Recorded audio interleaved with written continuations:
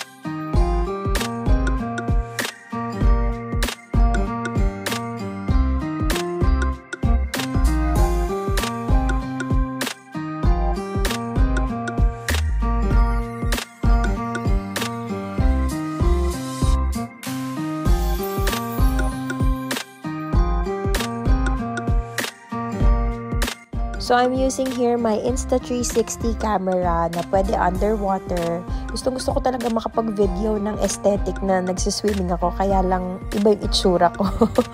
Ayan. Tinatawanan lang ako ni Tan. So, here's Trey. Marunong na siya mag-swimming finally by himself without the floater. Actually, parang 2 summers ago, nag-enroll siya ng swimming. Pero hindi siya masyadong nakapag-practice. So, ito yung mga opportunities niya para makapag-try mag-swimming without his floaters. So, konting practice pa, kayang-kaya na niya mag-swim soon.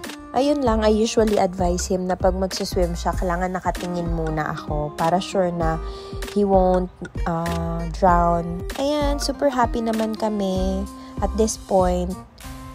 Yun nga lang medyo nagka-problem when we were checking out. So, baka I won't recommend this place.